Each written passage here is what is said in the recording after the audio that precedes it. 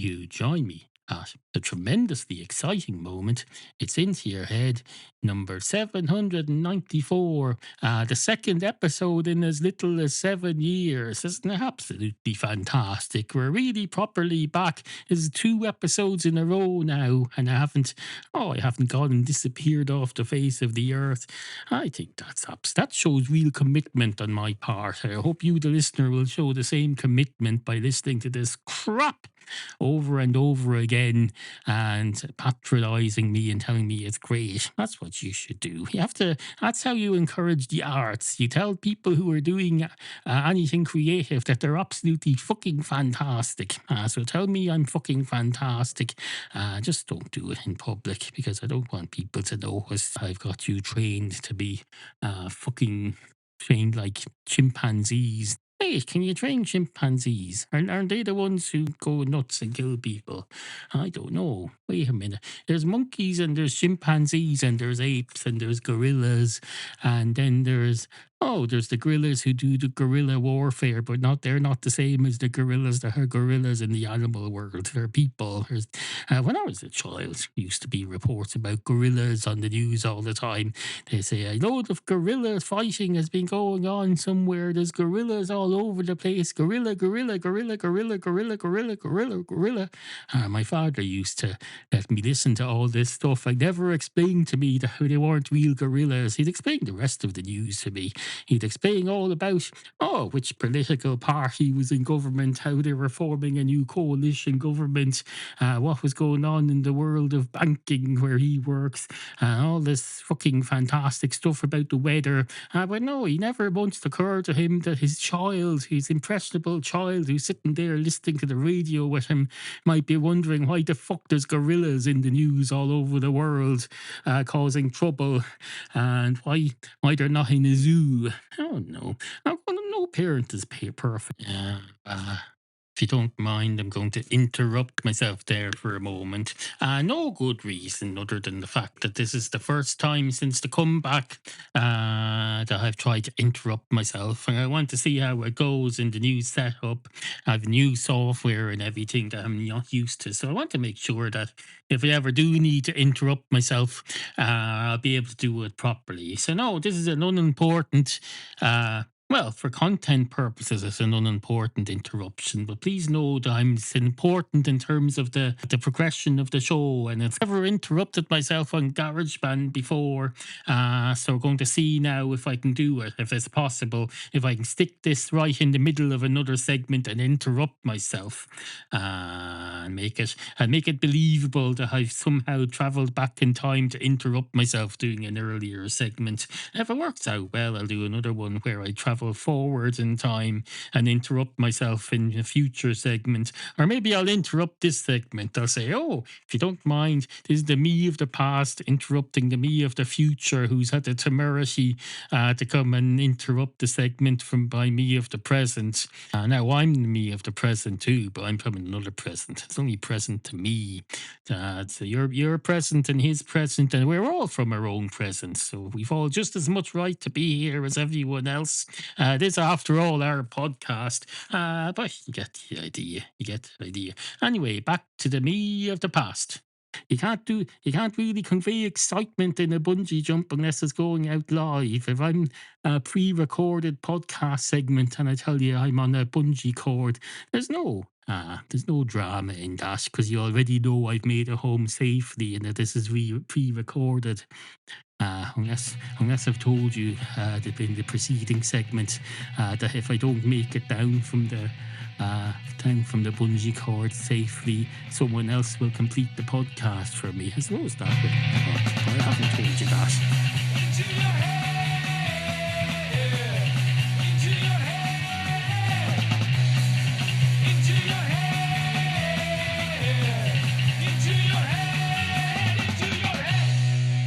We've a lot to get on with today. Items that need to be attended to, issues that need to be addressed, topics Oh, topics. We've got lots and lots of topics. We're positively booming to the seams with topics. You've got topics coming out of, this empty can of Red Bull, hopefully this will provide the topics. That's hopefully how it'll work. You pour this stuff down my gullet, and then something comes out and into this machine here. Wasn't this exact machine? I didn't have this machine until recently. It's a brand new machine. I had an old machine back then, although it wasn't as old as it would be now if I still had it. It was 7 years younger back then. In fact, it was between 7 and 17 years younger back then, because I used it for the first 10 years of the podcast. So that would make it between 7 and 17 years younger than what it would be if I still had it today. I believe I got rid of it 2 years ago, about the same time as I got rid of my childhood bear Bowsy. Threw them both in a skip, although I didn't throw the machine in a skip because that's not allowed. I wouldn't do that. I disposed of it in a convenient way. I just can't remember where. I definitely got rid of it. Don't worry, I didn't. I don't just go throwing things in a skip mindlessly like there's no rules. No. I'm well aware there are rules about what you can and can't put in a skip.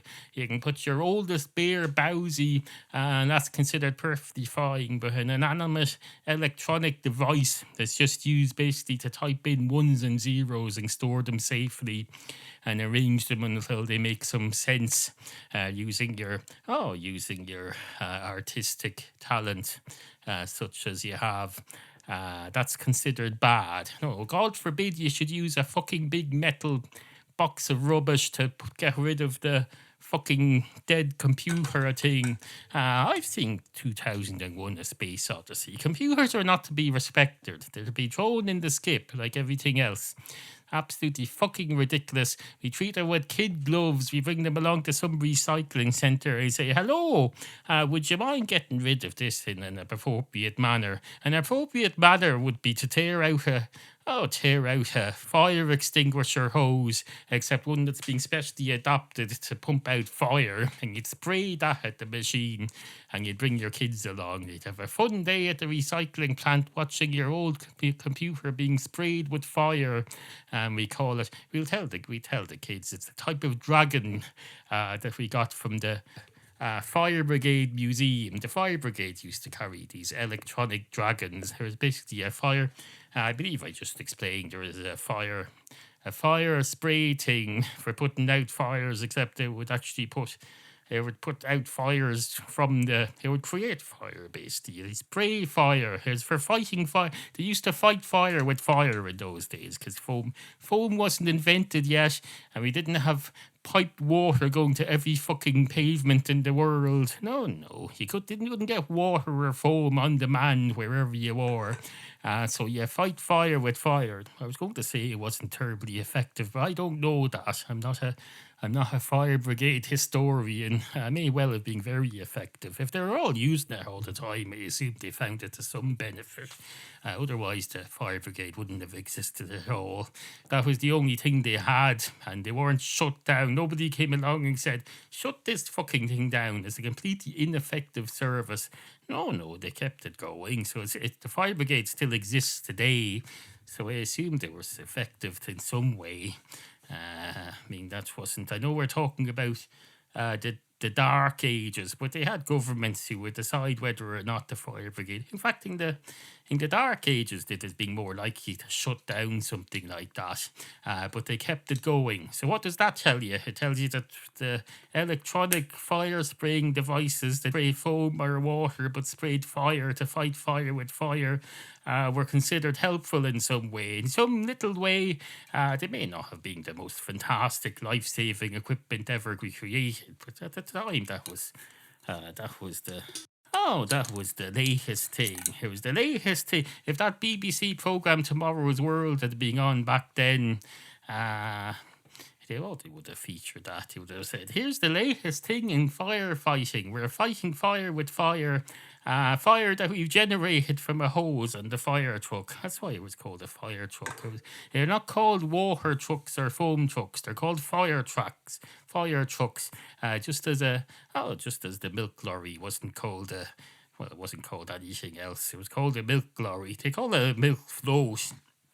Because you're supposed to think it's a cute little electric thing that floats along quietly just above the tarmac and doesn't wake you up while they're leaving your pints of milk outside your door.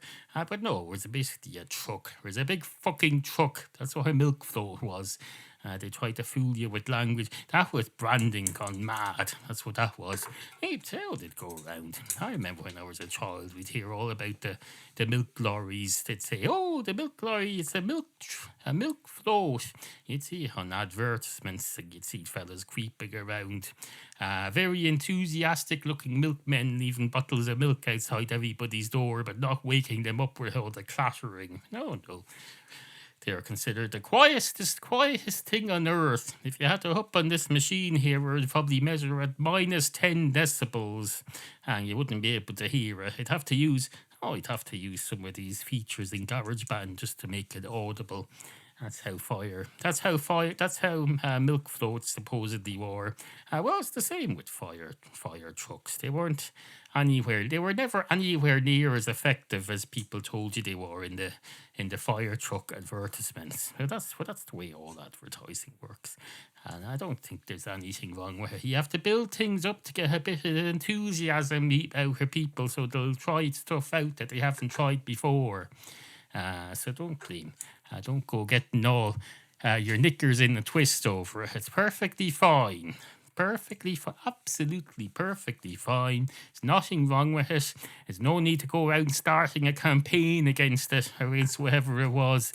What are you going to start a campaign against anyway? Milk floats, they're all gone. They're all gone. They don't exist anymore. Every now and then you come across an ad somewhere and it'll say, "Do you remember what milkmen wore?" Well, we can get one to you in your area. Just sign up to this website. I did that a few years ago. I didn't hear anything back because they couldn't fucking find a milkman in my area. My area being Ireland. They couldn't find one in the country. So it was all bollocks. All absolute, pure, unmitigated bollocks. I don't know how the freaking hell they were making a living, that website. He said, "Oh, find a milkman." Okay, here's my name and address. Find me a milkman. They didn't find me a milkman. And they said, "Oh, maybe they did." Actually, now that I think of it, I think they got back to me a few days later, and I just ignored it because I was no longer interested. I'd only signed up because I was drunk. I was no longer drunk when the email came. Two cats walk into a margarine factory. One of the cats goes straight up to the line manager and says, "Hello, I can't help noticing that your security in here is quite lax. We're two cats and we just got in here, no problem, no questions asked." And the foreman, or whatever I called him, says, "Well, that's because it's a fucking margarine factory. It's not a nuclear power plant. And you're a cat, not a terrorist. You're just going to come in here and talk shit to me for a few minutes and do pretty much what's basically just another two cats walk into a bar story, except it's in a different setting. It's in a margarine factory." And the cat says, "Where does margarine come from anyway?" And the foreman says, "Oh, that's a good question. I'm very glad you asked. It comes from over there. Look, just over there. Over there at the end of the plant. It comes off there ready made. Comes off there ready made through a tap. And then it's bottled. It's bottled. We do bottled margarine here because we like stuff from the old days. They used to come in glass bottles.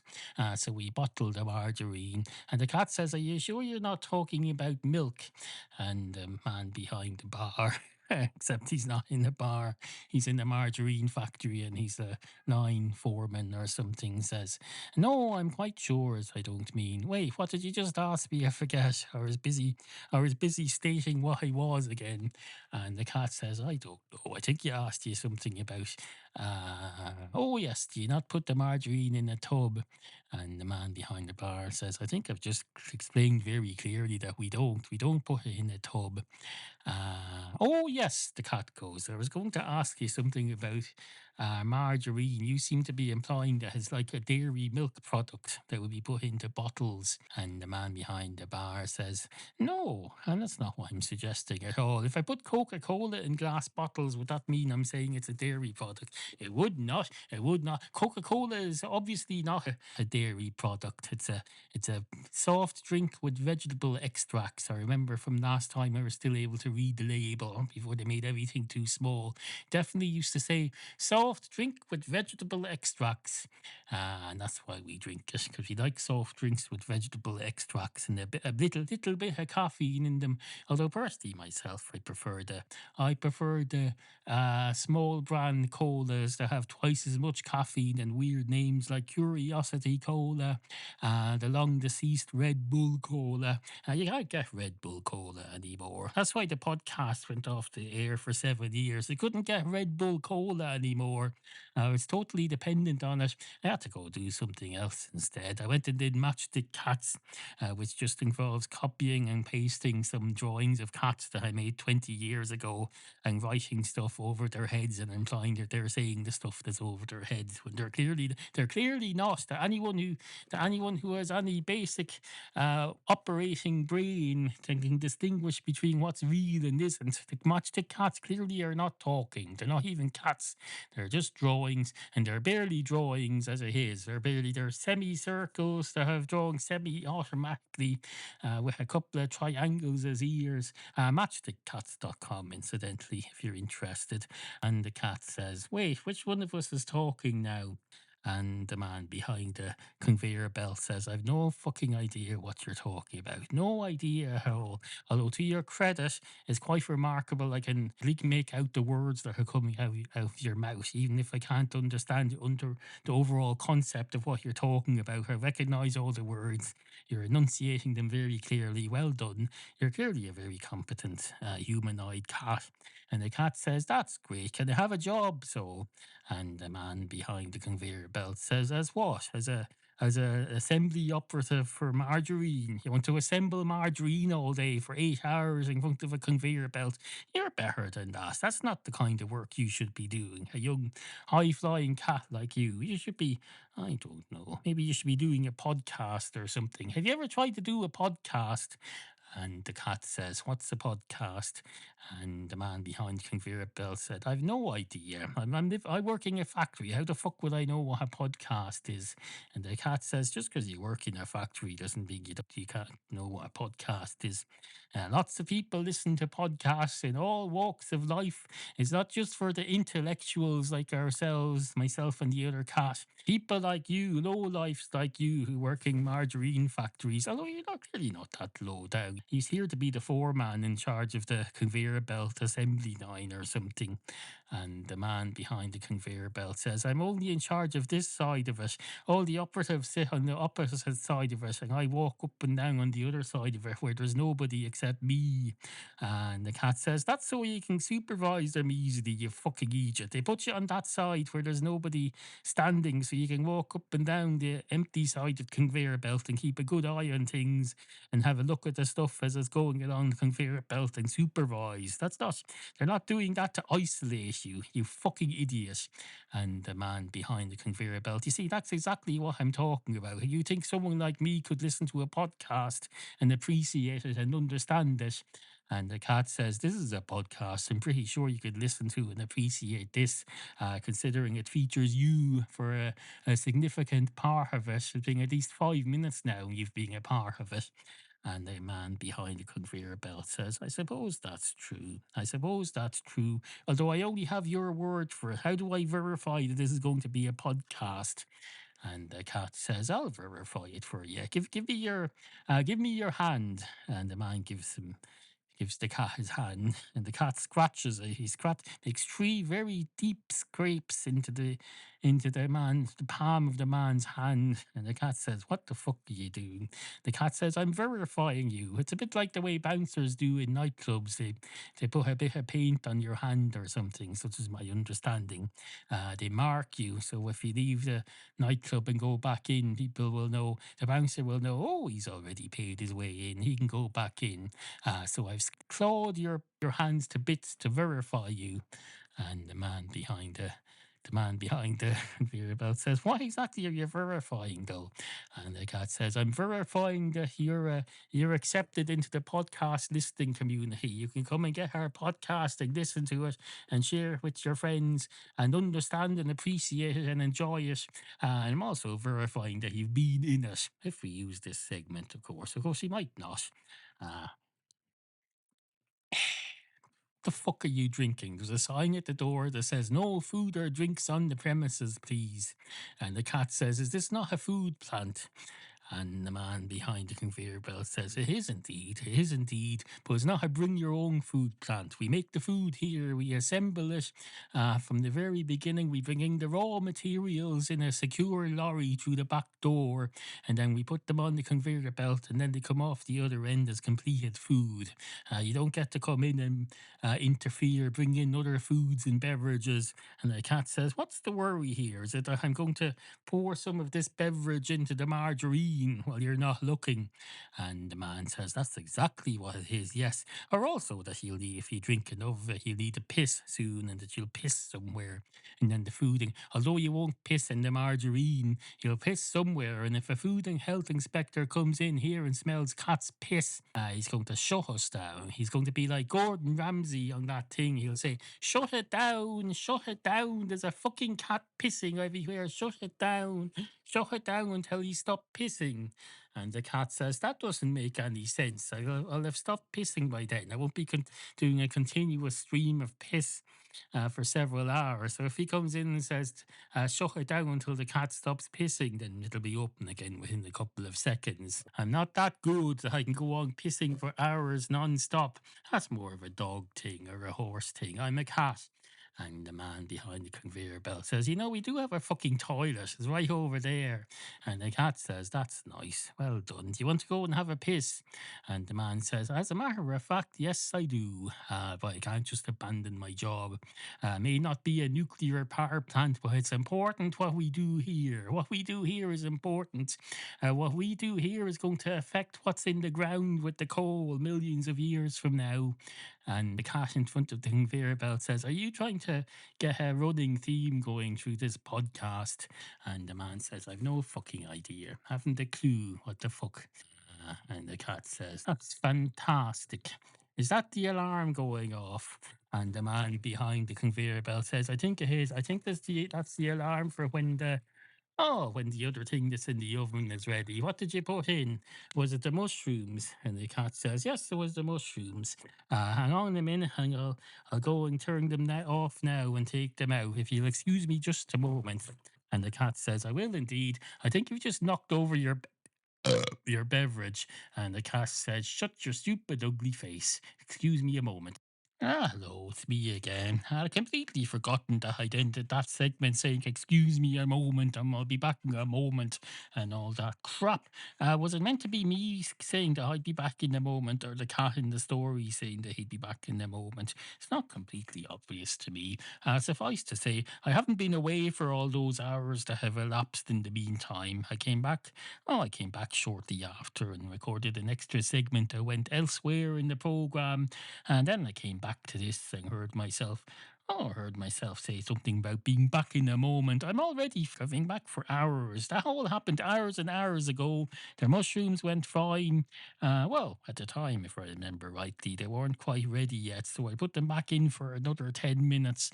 And I thought, I'm not going to continue recording because the alarm's going to go off again in 10 minutes. And that'll just ruin everything. It'll fucking ruin everything. But I went off and plated up everybody's dinner, and then the mushrooms are ready, so I put them on top of all the other crap. I go, I've been cooking a load of crap all day. Not have any enjoyment. It's just duty. It's my duty to cook the crap that everyone eats in this house.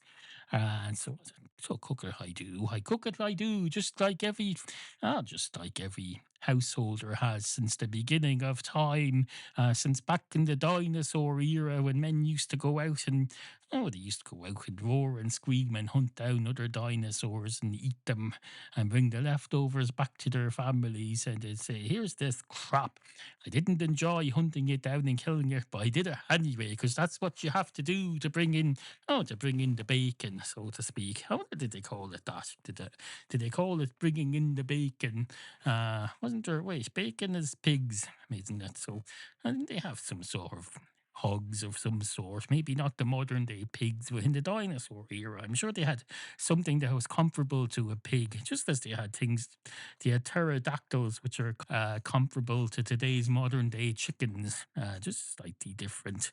And they had dinosaurs, which are pretty much the same as the modern day cows or horses or wherever you want to compare them to, as everything can be compared to everything else. In fact, that's how we understand the world and see it. We see stuff we don't know about and we compare it to other stuff, and we say it's even more that or less that in comparison, and that's how we define it, and that's how we figure shit out. That's how language works. It's perfectly normal. Anyway, so suffice to say, I did all that cooking stuff. And then I came back in here and I did this. Obviously, when I came back here and did this, the segment I recorded after I came back in did not discuss this. That's why I'm discussing it now. Or I would have discussed it. I wouldn't have just oh wait, I would. I would. Why would I come? Bollocks, bollocks, bollocks, bollocks, bollocks, bollocks, bollocks, bollocks, bollocks. If you don't mind, well, whether you mind or not, unfortunately, I'm going to have to interrupt myself this time. There, it's out of necessity this time. It's not just a test. I just came to realise after making that segment that somewhere I had a. Oh, I clicked the button somewhere that I still have to find. I clicked the button saying voice isolation, which means you couldn't hear my harmonica at all on that segment. Even though I was playing it right into the microphone, you just couldn't hear it. The fucking thing isolated my voice and ignored anything that wasn't my voice. The absolute fucking cunt of a machine. So my whole song is ruined, basically. But don't worry about it. It was pretty much a rehash of last week's bollock song. It was a bit much, to be perfectly honest.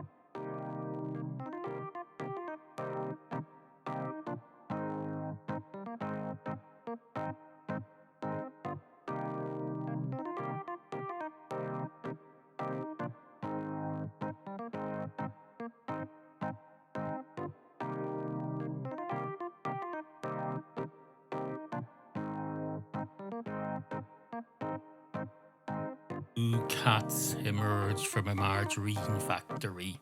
One of the cats goes straight up to a passing taxi and promptly gets run over. The other cat goes up and says, "Oh, you've ruined this story. We were going to do a thing about where you get all worked up about how when we go into a margarine factory or a bar or anything, I always insist on having a big long intellectual conversation with the proprietor. But we can't do that now because you've just got run over." And the other cat says, "Relax, I'm fine. I'm perfectly fine. I just got run over. I've survived intact. There's nothing wrong with me that a good couple of pints of milk won't cure." And the other cat says, "That's fantastic. How come you're not dead?" And the other cat says, "Oh, well, excuse me for being alive. I'm very sorry for not being dead. Fuck you, you cunt." And the other cat says, "No, I'm not saying I'm unhappy that you're alive. Well, it doesn't really affect me one way or the other. I'm just wondering how you managed to survive being run over by a taxi." And the other cat says, "Why do you have to fucking have an explanation for everything? Will you fucking relax? You're not a scientist. You're not doing a show on the fucking Discovery Channel from 20 years ago when you used to have things about how everything works. Will you just relax? Just pretend I didn't get run over and we'll go back to the beginning and we'll take it from there as planned." And the other cat says, "Fair enough. Two cats emerge from a margarine factory. And one of the cats goes straight up to a nearby taxi and hails it. and doesn't get run over or anything. He just gets into the back of the taxi, and the other cat follows him. And the first cat says, "Why do you always have to have a big, long fucking conversation with the proprietor of the bar or the margarine factory or wherever we go into? I'm always perfectly happy to just go take a seat somewhere. I had a great time in there sitting in the canteen." Although people seem to be surprised. They seem to think the canteen was just for staff and not passing cats who are waiting for their friend to finish his conversation with the fellow who runs the conveyor belt. And the other cat says, why would you want to be sitting there doing nothing? Oh, that's fucking ridiculous. The whole point of going somewhere is to interact with the locals and learn a bit about what's going on, and maybe spread a bit of positivity, let people know that there were talking cats who didn't have a conversation with, letting people integrating basically into human society. That's what we're doing. We're selling our species as a positive thing. And the other cat says, "Wait, didn't you freak that fella out by saying you were going to piss all over the conveyor belt just before the health and safety fella turned up?" And the other cat says, "How did you hear all that? You were up in the canteen." And the first cat says, "You were talking fairly loudly. You had everything turned up. It was almost as if you were recording it on a microphone attached to some tablet or something in the spare room. But your voice was booming out all over the place. One hell of a voice, I can tell you, for a cat.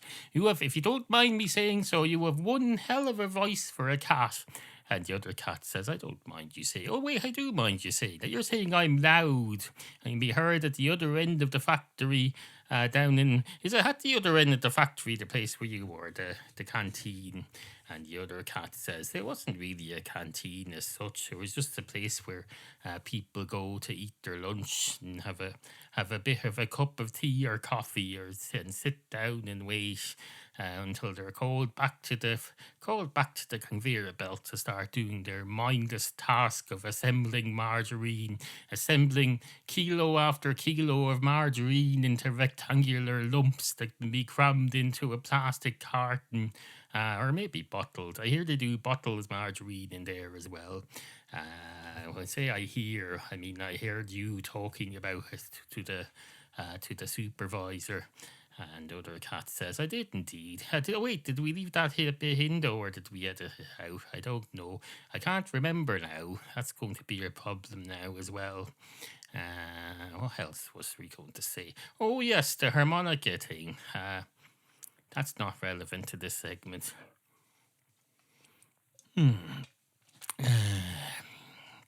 Anyway, on with the show.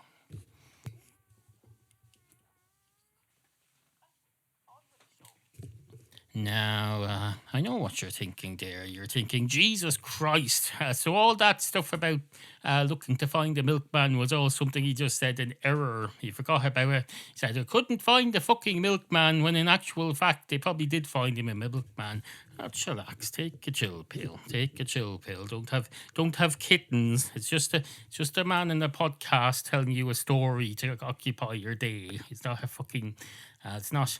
Oh, it's not that thing on the Discovery Channel where they tell you how the world works. Like, it all has to be real. All has to be as real as be damned. Even Discovery Channel figured out eventually that nothing has to be real at all. You can just have drama serials about. They had one about. Who did they have one about? They had one about. Not Einstein, the other fella. The fella who did all the stuff. What was his name? Oh no, it was Einstein. They did this thing about geniuses where there's a drama serial. They covered a different genius every season. They did one about Einstein, one about Shawan, the singer who died a couple of years ago. What's her name? Not Whitney Houston. It was older than her. I forget her name. And then they did one about someone else who I can't remember who it was, but it was somebody I didn't really care about. So I only really watched the Einstein one. Oh no, it wasn't Einstein. It was, or was it? It was either Einstein or that. Oh, that psychiatrist fella, Freud. Freud. It was either Freud or Einstein. A 10-part drama series. I remember enjoying it immensely. Uh, Whatever it was.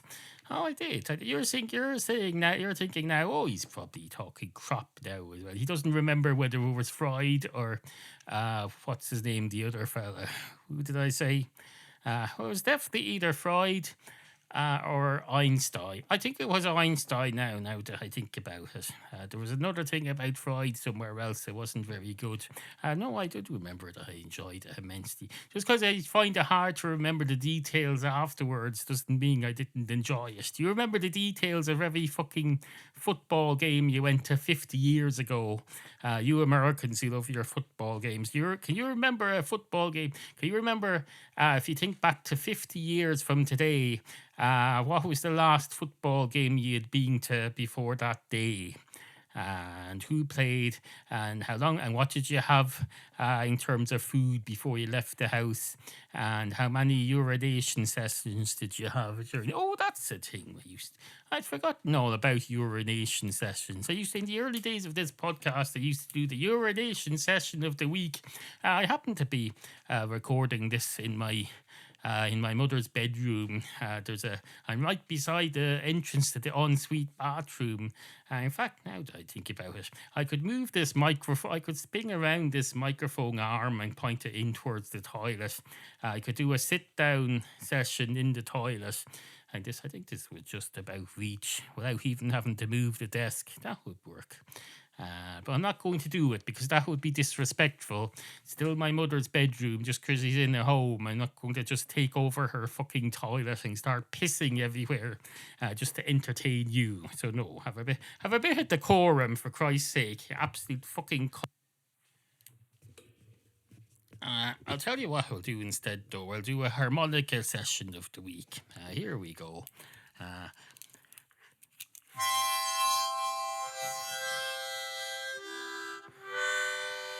Oh, this is, this is, this is, this is, this is, this is, this is, this is. I'll let you into a little secret there. I'm not actually playing the harmonica. I'm just basically breathing in and out through it. I'm taking breaths basically between lines of my song. I'm just happen to be taking the breaths through the harmonica, so it makes a noise. And basically, it's like using an inhaler. I could probably do the same thing with an inhaler. Do inhalers produce melodic sounds? I don't know. Is anyone out there with asthma? Does your inhaler make does that do anything like this? Could be quite useful if you could make a loud sound so people could monitor your breathing. So if you're having a panic attack or something, it would sound like this. And people would tell you, oh, turn it down a bit. Go down to a 3/6 tempo. You're doing an 18/24 tempo, or whatever I don't know the exact musical names for that, but people could monitor your breathing like that very easily. I wonder, do they do that in hospitals? They probably don't. Because our hospitals are publicly owned and backwards. We have a state health service here that's fucking, they can't even afford a harmonica for a patient who's dying because they can't breathe. No, they use some sort of, I presume they use some sort of other system as well. Instead, they have some sort of, they have staff who go in and look at a screen and it'll say, this fella is breathing fine. Or it'll say, this fella is not breathing at all and this machine shouldn't be here. I should use this machine somewhere else where it's needed. Or it'll say, Christ, look at the lines on this graph. Do something. This fella needs your help immediately. It'll say that on the screen. But no, none of this.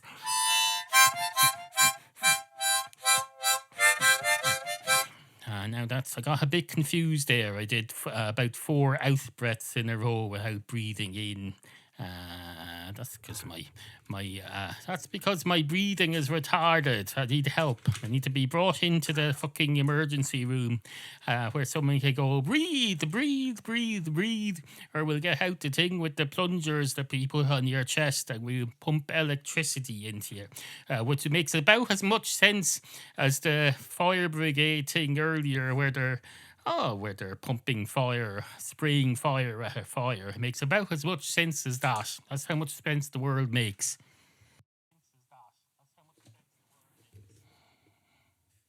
Now, I know what you're thinking there. You're thinking, oh, that's very creative. He did a thing.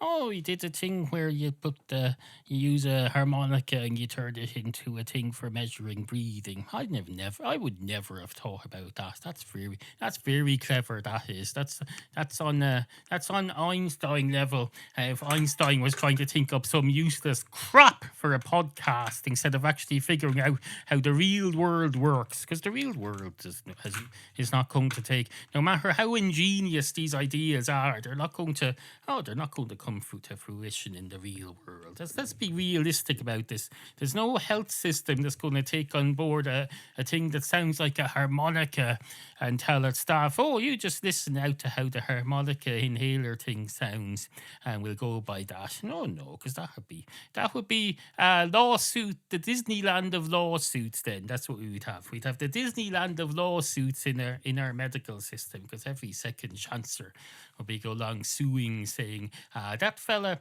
those staff there are not properly classically trained in music recognition, so they weren't able to assess my loved one's needs. Luckily, he's perfectly fine. He made a full recovery, but I'm suing anyway, on behalf of me, because I want to sound right. It's not for the money. The money's going to go to charity. No, I just want to make a point. I want to make a point. I don't have a podcast to do it on, so I'm going to do it in the court of the health service, which is now the Disneyland of the Disneyland of wherever I said there was. Wait, it would have to be called something else though, because the Irish government does not own the rights to the name Disneyland. They probably wouldn't call it that anyway. They'd probably just continue to call it the Health Service Executive, or wherever it is they're calling it now. They rename it every decade or so. I think it's called some sort of regional executive thing again for each part of the country. You have a regional version of the Health Service Executive for this part of the country, and then you have a regional executive for the health service in the other part of the country. Except if you go down to the other part of the country, the name over the door isn't Health Service Executive for the other part of the country. No, because you're in that other part of the country now. So it says Health Service Executive for this part of the country. That's what it says. Do I have something? There seems to be a bit of echo there. I hope it doesn't come out. Hope it doesn't come out in the final product, because that'll be a bit much. I don't want to be a bit much. I want people to take this seriously and calm. I want people to take it calm and sober. Even though I'm quite animated, I still want to get across these ideas in a way that makes people think about them calmly. So if you're listening to this as you go off to sleep now with these thoughts in your head, all these ideas about the harmonicas in the hospital and all that, and have some nice dreams, like your man now who the Beatles do, Paul McCartney. He went off. He would think about things before he went to bed, and then he'd fall asleep. And in the middle of the night, he'd wake up and he'd realize, I just wrote a song called "Yesterday" in my sleep. Let me get a notepad, and then he'd take up his notepad and he'd look at the notepad and he'd realize, oh, I've already wrote it down. I'm writing in my sleep now too. That's convenient. That's very convenient, because mostly, as we all know, probably even Sir Paul McCartney probably knows full well, that when you have a dream, the first thing that happens when you wake up is that you start to forget the dream. So he trained himself to write stuff down in his sleep, and that's how we got the following melody. Yesterday, all my troubles were so far away. Now I'm something, something Tuesday. Oh, I believe it's Thursday now. Yesterday. Yesterday I did a lot of stuff. Then I went to bed and thought this up. Oh, I believe. Anyway, good morning. And yesterday, I believe. Till next time. In yesterday. Absolutely fucking fantastic. Goodbye.